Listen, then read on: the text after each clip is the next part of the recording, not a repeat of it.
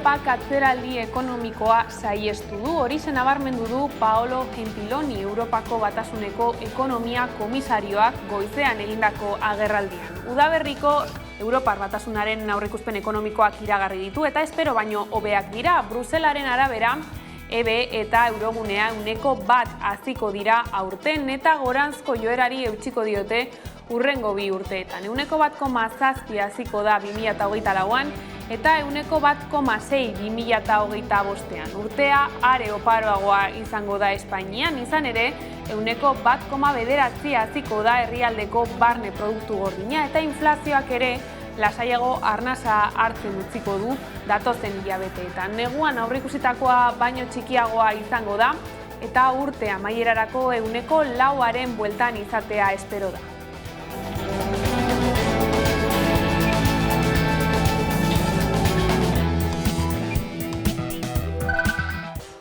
Arratsaldeon, 1.080 euroko gutxieneko pentsioa aldarrikatu dute Unaka lagunek larunbatean. Euskal Herriko pentsiodunen mugimenduak hegoaldeko 4 hiriburuetan egindako manifestazioetan. Aiara Durreta. 1.080 euroko gutxieneko pentsioaren aldeko aldarriek berriro kaleak bete dituzte larunbatean. Hego Euskal Herriko pentsioen mugimenduak deituta goizean, Gasteizen, Donostian eta Iruñean manifestazioak egin ziren eta arratsaldean berriz Bilbon. Mugimenduak ohartarazi duenez, gutxieneko pentsioek igoera izango duten arren, pentsio reformaren bigarren zatia onartu ostean ez dira nahikoak. Eta gainera, urrun gelditzen dira 1.080 euroko gutxieneko aldarretik. Manifestazioekin jarraiki greba egun gehiago izango dira Bizkaiko zahar egoitzetan. Elak, joan den astean abiatu zuen lanuztea eta gaur lab batu da, helburua da, Foru Aldundiari zaintzak kudeatu eta zerbitzua eskaintzeko eredu berri bat eskatzea. Goizean, Bilboko Foru Aldundiaren atarian elkartu dira. Aiara Durreta.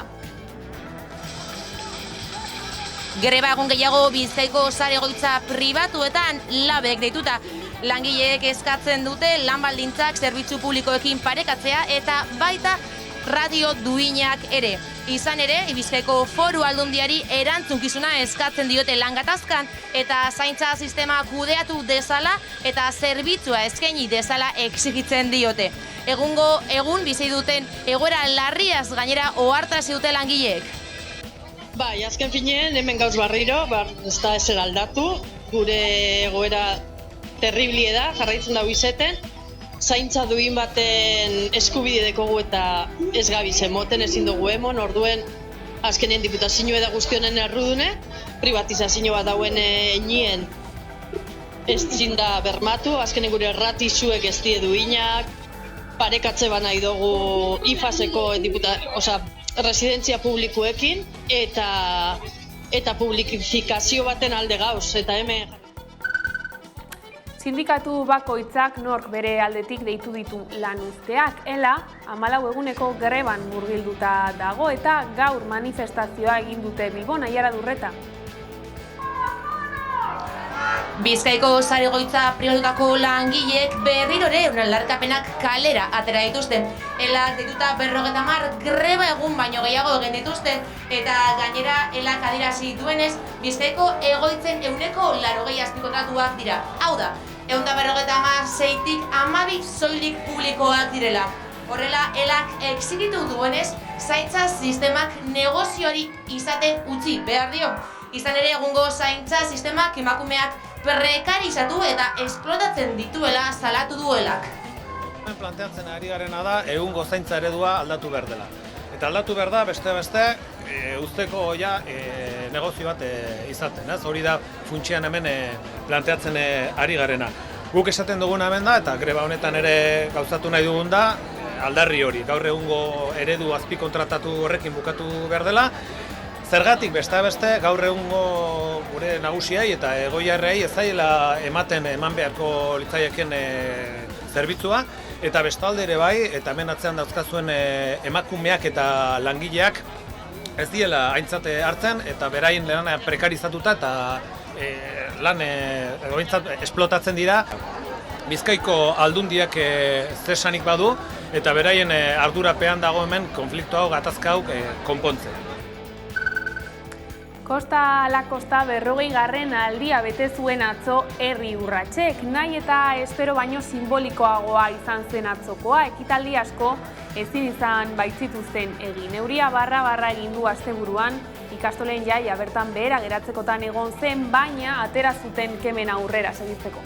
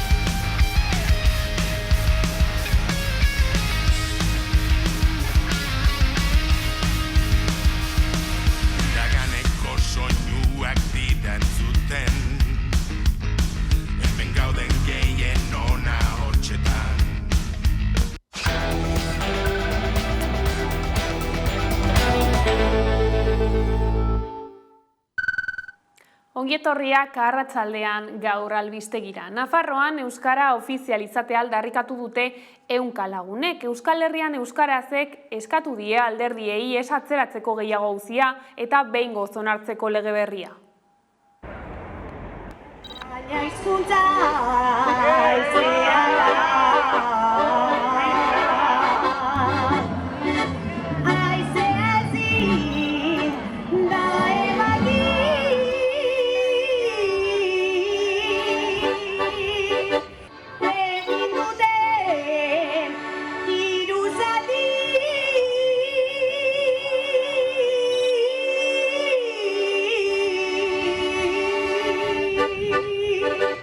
Eta uste dugu gobernu aurrerakoi batek ezin duela beste behin euskararen gaia alde batera utzi eta euskaldunon eskubidea kontutan ez hartu. Beraz, uste dugu badela garaia eta badela ofizialtasuna onartzeko garaia eta datorren legealdi izan behar dela ofizialtasunarena. Aliguaen nabarron umi ezetz benetan, euskaren promozioa deritxoz inpozaketa, inpozatza da euskara legearen mapaketa, bai eredu inpozaketa, gure lurra apurketa. Manifestazioekin jarraiki 1.400 euroko gutxieneko pentsioa aldarrikatu dute 100 lagunek larun batean Euskal Herriko pentsiodunen mugimenduak hegoaldeko 4 hiriburuetan egindako manifestazioetan.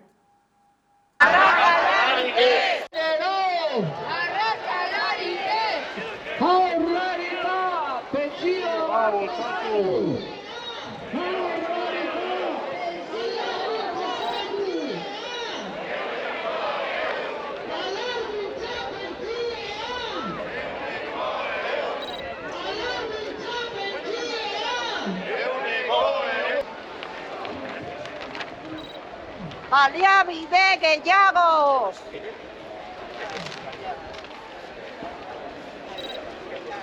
Pensiones justas!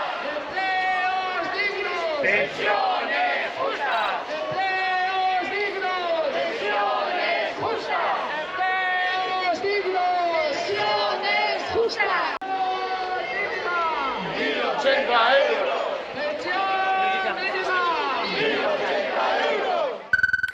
Bizkaiko zahar-etxeetako langileek 59. greba eguna izan dute elak deituta. Gu gabe ez dago zaintzarik Bizkaiko residentzia Borrokan lelopean Bilboko kaleak hartu dituzte. Bizkaiko Foru Aldundian hasi eta Ugaskon amaitu dute protesta.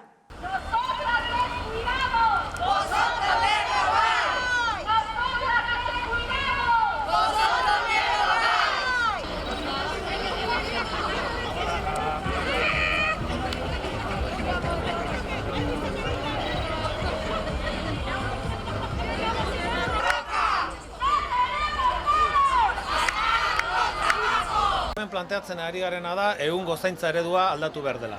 Eta aldatu behar da beste uzteko negozio bat izaten. Hori da funtsian hemen planteatzen ari garena.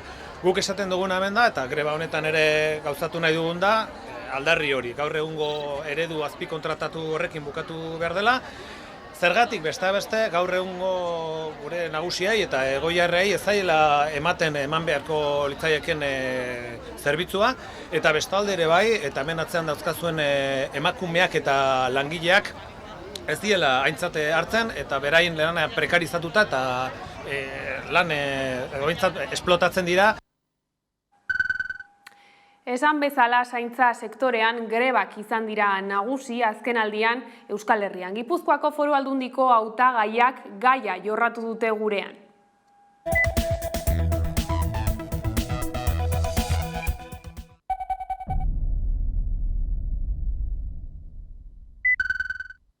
Zaintza sistema eraldatu egin behar da. Eraldatu egin behar da halabeharrez.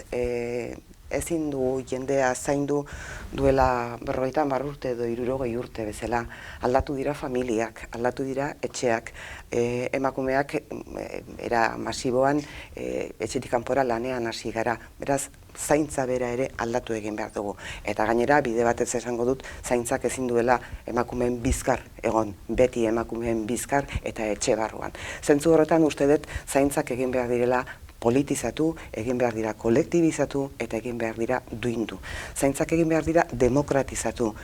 Zaintzak duintzeak esan nahi du zaintzaileen bizi baldintzak eta lan baldintzak ere duindu egin behar ditugula. Oso sektore feminizatua da, Gipuzkoan 252 egunez greba egin duena eta zaintzen duenak behar ditu lan baldintza duinak eta behar ditu soldata duinak. Orduan nik neronek egiten dudan apustu garbia da zaintza publiko komunitario baterantzko bidea marraztu behar dugula premiaz eta doakotasunerako bide bat ere aztertu, momentuz kopagoa murriztuz, baina zaintzak ezin dutela penalizatuak izan.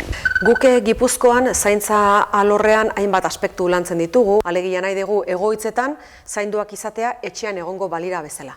Eta hor gure ikurra dira 3 edo apostuak dira 3, eta martxan dauzkagu, eta da berrikuntza, aldi berean da komunitatearekin lotura, eta aldi berean 3. elementu bezala elkarbizitza unitate txikiak. Hori egoitzatan. 5.425 erabiltzaile ditugu momentu honetan, 8 egoitza berri egiteragoa, 8 egoitza horietan eredu berria ja martxan egongo da, eta aldi berean 75 egoitza izanik Gipuzkoan, 30etan eredu berria martxan dago. Baina egoitza izango genuke dala azkeneko fasea. Aurretik, 10etik 8 etxean bizi nahi dute, etxean egon nahi dute. Eta hor, sortzen ari gerena da ekosistema lokalak zaintzaren ikuspuntu guztiak aintzat hartuko dituenak. Nik gogoratu nahi den nola kabia sistema jarri genduen martxan, Alderdi Sozialista bultzatuta, egin dugu baita ere, ibilbide bat hor, eta orain adin berri, azkeneko proposamena aldunditik adin berri egoitzaia jarriko da martxan, eta gu daukagun sistema Gipuzkoan badakizu hirugarren sektorearen eta publikoaren sektoreak nolabait bideratuta ditugu, ez? Hemen badago esperientzia handi bat. Nik uste dute aldundia daukagun eskumena potentena, hau da. Eta hemen aurrekontuaren erdia jarri behar dugu gutxienez gure zaintza sistema bermatzeko. Lehenik eta behin egin behar dena da debate sakon bat eragile guztiekin, alderdi guztiekin eta maila autonomikoan. Hau ez da bakarrekan Gipuzkoara mugatzen, hori alde batetik egin behar da erabat. Eta gero esaten dugunean pertsona erdigunean jarri behar dela zuzen ere da pertsona izan behar duelako eta pertsonari ematen zaion zerbitzua eta pertsona horri zerbitzua ematen dion pertsona ere bai horien guztien duintasuna egon behar du erdian eskaintzen dugun guztian. Eta haien duintasuna edo zerbitzuaren kalitatea ezin da kanpoko enpresa pribatu baten interesen eskuetan egon. Eta baita ere eredu komunitarioa aipatu da, garrantzua delako, ze badaude baita ere enpresak ez direnak, irabazi asmorik ez dakatenak, elkarteak eta kolektiboak, baita ere kriston zerbitzu ematen dutenak, eta badakigu horien helburua ez dela dirua irabaztea, baizik eta zerbitzua kalitate hon batekin ematea, eta gainea komunitatea asko sortzen dute inguruan eta gizartea hobetzen dute beren inguruan. Orduan, hori izango litzateke hasi beharko genukena. Egin behar duguna da alde batetik asoziazio guztiei entzun, guztiei, ze oin badago protesta modukoa denak ez dira sentitzen entzun da, beraz denei entzun behar zaie, eta batez ere gehien kritikatzen dutenei, horrela hobetzeko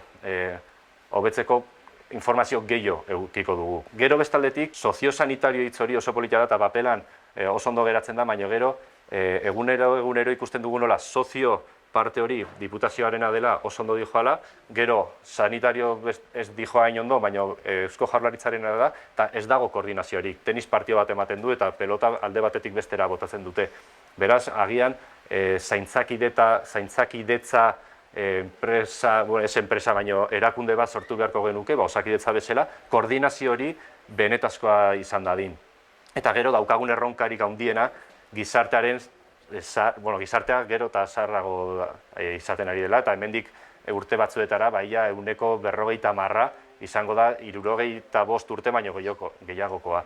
Landu egin behar dugu beste modelo bat, non etxean zaindu behar ditugu pertsonak, non residentziak azkenengo pauso bada eta alba dugu, ebitatu egin behar dugu area eramatea, eta gero zaintzaileen kudeaketa, hau da oso importantea, eta egun bai gainean jarriko dugu zaintzaileen estatutua, baina arte 97% emakumeak dira eta 95% kanpotarrak dira, eta denak daude larrialdi sozial batean. Zaintzarekin jarraiki labek elkarretaratzean antolatu du ama bakarrentzako eskubideak exigitzeko. Martxoaren 8an Espainiako Auzitegi Gorenak ebatzi zuen ama bakarrek zaintza eskubide gutxiago izango zituztela bi gurasok baino, eta sindikatua epaiaren aurka azaldu da, zapalkuntza bikoitza salatu du.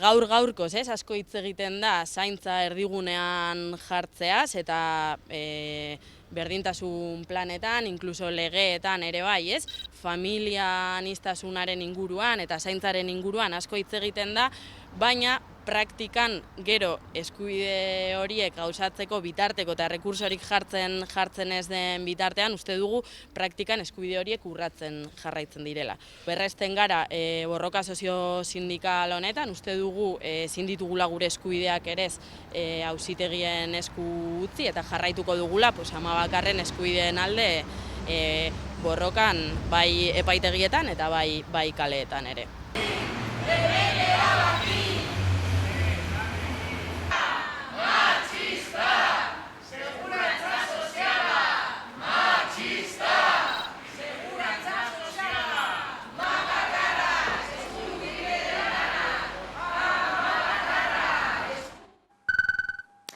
Eta politika arloarekin jarraiki, maiatzaren 28ari begira alderdiek hauteskunde kanpainarekin jarraitzen dute azken botoa lortu arte. 4 hiriburuetan, ero gutxienez 3 hiriburuetan, mundu guztia konbentzituta dago, irabazterik badagoela. Hori ja irabaztea da. Atrikako, poltsikoko politikaren aurrean, buruz eta bihotzez egindako politika behar dugula. Gure autogobernua ez da betidanik izan, eta zaindu, babestu eta eguneratzen ez badugu, arriskuan izango dugu.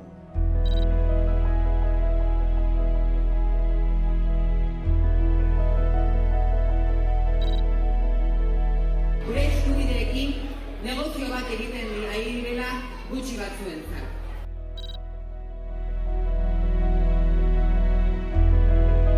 Azken finean, pasarela hau gure ustez da Iruñako herriari, Iruñako jendeari adar jotze huts bat.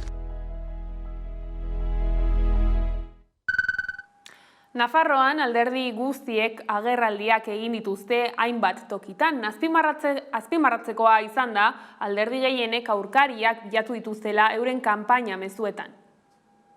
Markesinak, Bilabesak eta Hiriko Hormak hauteskunde kolorez daude jada Iruñerrian eta Nafarroan. Pasaden hortzegun arratsean ekin zioten kanpainari alderdiek, baina asteburuak hainbat ekitaldi eta zer errana ekarri du.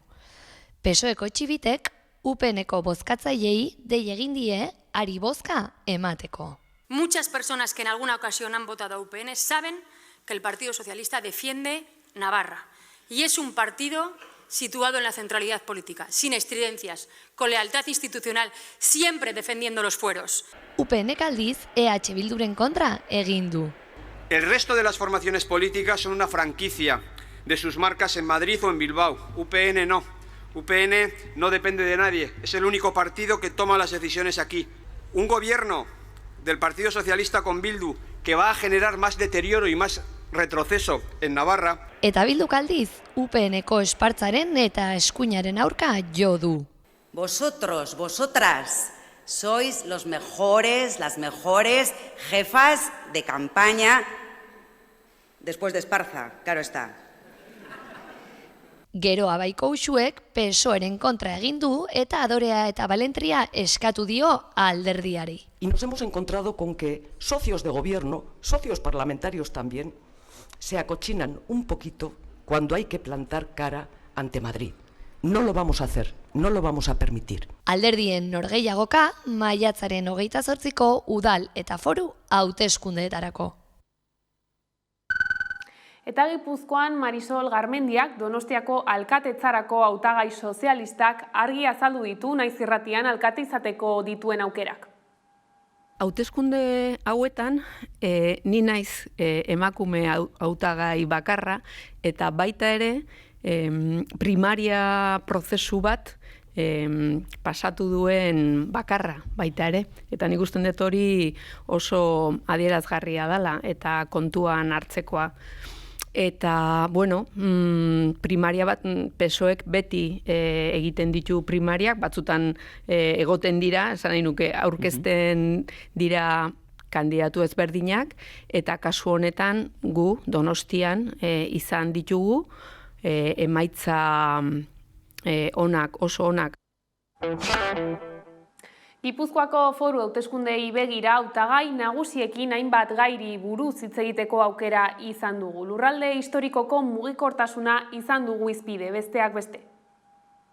Ikuste dugu zentzu horretan, garraio publikoaren apustu egin behar dela, garraio publikoa elektrifikatu egin behar dela, garraio publikoak erakargarria izan behar duela, maiztasuna eskainiko digulako herritarrei eta benetan eskainiko digulako kotxea uzteko aukera, tarifetan ere begiratu egin behar dela, nola mantendu tarifa erabilgarri batzuk, ezta? Eta batez ere tarifen kontuan, gazteentzako, langabetuentzako eta persona zaurgarrienentzako nola aritu. HT apostu bat da, herri bezala, apostu sendoa, izan ere gure lehiakortasunerako, gure ekonomiaren lehiakortasunerako ezinbestekoa da horrelako mugikortasun azpiegitura bat. Lotuko gaituena Europarekin eta lotuko gaituena ari berean ere Iberiako peninsularekin. Behar dugu abiadura handiko trena, sekulako atzerapena dauka, hori horrela da. Espainiako gobernuak dauka horren ardura. Aldiriko trenak, hor bai dagoela inbertsio bat egin beharra, aspalditik gainea, eta ez da egiten. Eta hori bai jende gehienak hori erabiltzen du, aldiriko trenak. Bueno, hemen topoaren eta Renferen arteko elkar lotura behar dugu. Loioraseko Riberasen egingo den lotura ezinbestekoa da, eta hori bultzatzen ari gara. Alderdi sozialista bezala badakizu bere garaian Eusko Jaurlaritzan bultzatu genuen, gero etorri ziren beste batzuk eta gelditu zuten, kasu honetan EAJak gelditu zuen, eta berriro gure bultzakada izango du. Egoeraren, klima aldaketaren arloan, ez nahi baldin badugu jendea bere kotxea edo transporte pribatu erabili nahi, alternatiba jarri behar ditugu eta ezin dugu eduki daukagun trenak eta abiadura azkarraren trena kriston garrantzia dauka eta ez bakarrik pertsonerantzat eta klima aldaketarentzat, baita ere komertzialki Europakin duen lotura ikusi dugu nola Parisekin o Frantziarekin daukagun eztabaida hau, eske kriston garrantzia. Gai zaldatuta kulturarloan, Gasteizko Montermoso kulturuneak Rock on Top ekitaldiaren 2. edizioa jasoko du maiatzaren 24tik ekainaren 14 bitarte.